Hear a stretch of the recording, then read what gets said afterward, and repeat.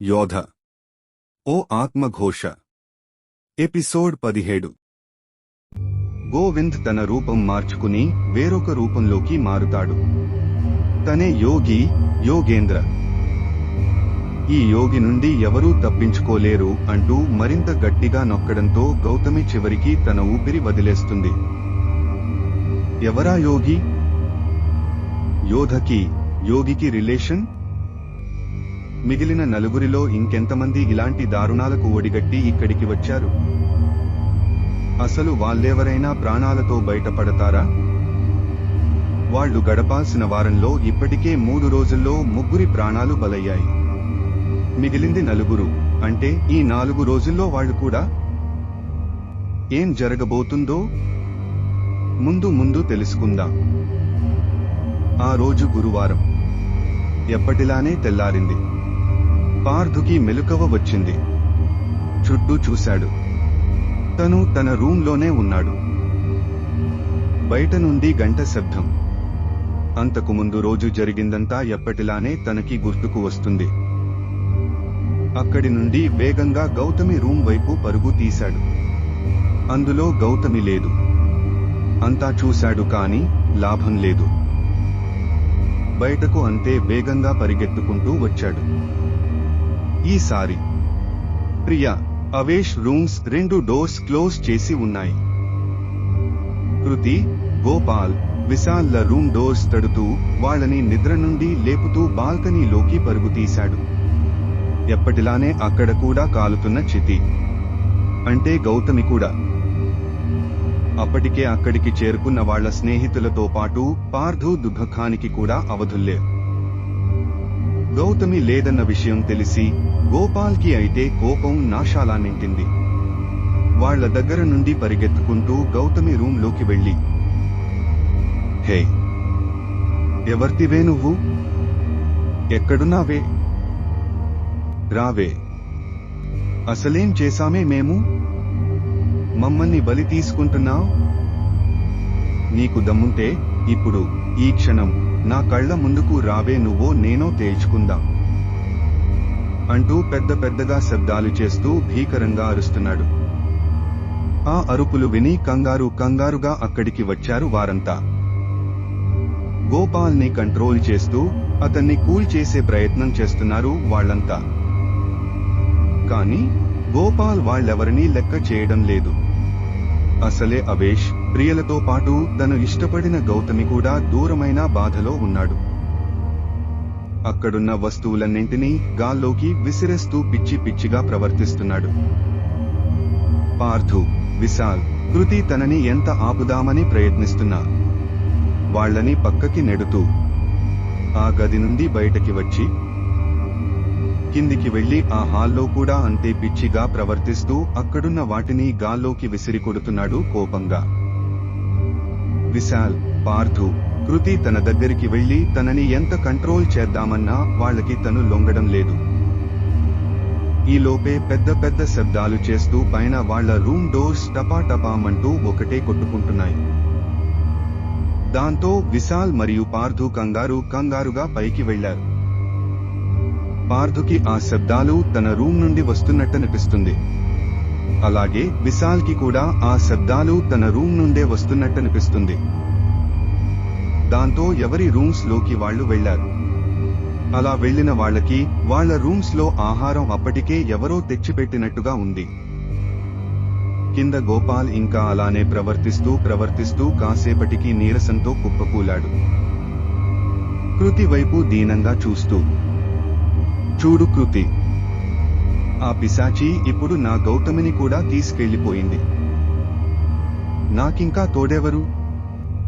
అసలు ఈసారి కనుక నాకది ఎదురుపడాలి, దాని అంతు చూస్తా అంటూ గాంభీర్యాలు పలుకుతున్నాడు.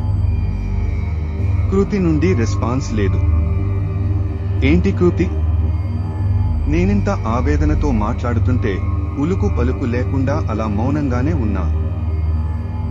ఓహ్, ఆఖరికి నువ్వు కూడా భయపడుతున్నావా అంటూ తనని ప్రశ్నిస్తాడు. ఏం భయపడకు, దాని సంగతి తెలుస్తా అంటూ తనకి ధైర్యం చెప్తుంటే, అవునా?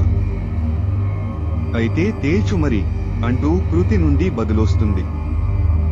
తప్పకుండా తేలుస్తా అంటూ గోపాల్ అంటుంటే, మాటలు కాదురా, చేతల్లో చూపించు అంటూ ఇంకొంచెం స్వరం పెంచి ఒక గంభీర్యమైన వాయిస్తో బదులిస్తుంది కృతి. కృతి కృతి నువ్వేనా అంటూ తనని గోపాల్ అడుగుతుంటే, హాహాహాహాహా హాహాహాహాహా అంటూ బిగ్గరగా భయంకరంగా నవ్వుతుంది కృతి.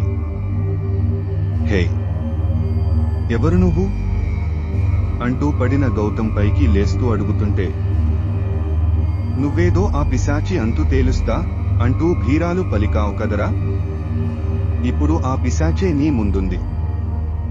రా రారా ఇప్పుడు తేల్చు నా అంతు అంటూ గాలి వీస్తే ఎగిరే జుట్టు కురులతో, కళ్ళు రెండూ పెద్దవి చేస్తూ, ఘాట్లు పడిన మొహంతో గోపాల్ ని రెచ్చగొట్టే విధంగా మాట్లాడుతుంది కృతి. కృతి కాదు, కృతి శరీరంలోకి అప్పటికే ప్రవేశించిన ఆత్మ.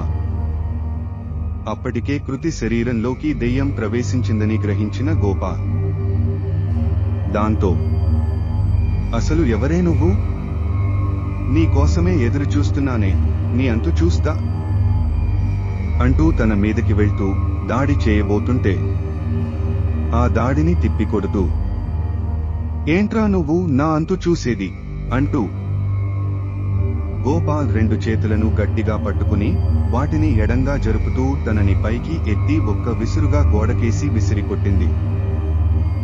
అప్పటికే నిరసించి పోయిన గోపాల్ ఆ పిశాచి దాడికి తట్టుకోలేక పార్థు విశా అంటూ గట్టిగా అరుస్తున్నాడు. అది విన్న పార్థు విశా వాళ్ళ రూమ్స్ నుండి రావడానికి ప్రయత్నిస్తుంటే ఆ రూమ్స్ డోర్స్ క్లోజ్ అయిపోయాయి. బయట నుండి ఎవరో లాక్ చేసినట్టుగా. అందులో నుండి బయటపడడం వాళ్ళ వల్ల కావడం లేదు. ఇంతలో గోపాల్ దగ్గరికి వచ్చిన కృతిలోనున్న ఆ ఆత్మ తన మోహంలో మొహం పెట్టి, నిన్ను నా నుండి ఎవరూ రక్షించలేరు, ఇక్కడ నుండి నిన్ను ఎవరూ కాపాడలేరు, నువ్వెంత అరిచి మొత్తుకున్నా నీ ప్రాణాలు నిలపడం ఎవరి తరం కాదు, హాహాహాహాహా హాహాహాహాహా అంటూ బిగ్గరగా మరింత భయంకరంగా నవ్వుతుంది. అసలు ఎవరు నువ్వు, మమ్మల్ని ఎందుకు టార్గెట్ చేస్తున్నావు, నీకేం కావాలి అంటూ గోపాల్ ప్రాధేయపడుతున్నాడు. హాహాహాహాహా కాసేపటి క్రితం ఏవేవో కారు పూతలు కూసావు, నా అంతు తేలుస్తా చూస్తా అంటూ ఇప్పుడేంటి నీ ప్రాణం మీద ఆశ పుట్టుకొచ్చిందా, అంతలా బ్రతిమాలుతున్నావు అంటూ గోపాల్ కాలర్ పట్టుకుని ఒకేసారి గాల్లోకి తనని విసిరికొడుతుంది ఆ ఆత్మ. అలా విసిరికొట్టడంతో గాల్లోకి ఎగిరిపై ఫ్లోర్ లోనున్న రైలింగ్ ని ఢీ కొట్టి మళ్లీ కింద పడతాడు గోపాల్. దాదాపు 4 మీటర్ల హైట్ ఉంటుంది ఫ్లోర్ తో ఫ్లోర్. అంత హైట్ నుండి పడ్డాక గోపాల్ నడుం విరిగింది. దాంతో తన వేదనకు అవధుల్లే. పార్థు విశా నన్ను రక్షించండి, ప్లీజ్ ప్లీజ్ కిందకి రండి, నన్ను రక్షించండి, ఇది నన్ను కూడా చంపేస్తుంది అంటూ మరింత గట్టిగా అరుస్తున్నాడు గోపాల్. గోపాల్ ఆర్తనాదాలు వింటున్న పార్థు మరియు విశా లోపలి నుండి వాళ్ల రూమ్ డోర్స్ ని కొడుతూ వాటిని బలవంతంగా తెరిచే ప్రయత్నం చేస్తున్నారు. వారి వల్ల అది కాక ఏం జరగబోతుందో తర్వాతి భాగంలో తెలుసుకుందాం. వీక్షించినందుకు ధన్యవాదాలు. తరువాయి భాగం రేపు వస్తుంది. సబ్స్క్రైబ్ చేసుకుని వేచి ఉండండి.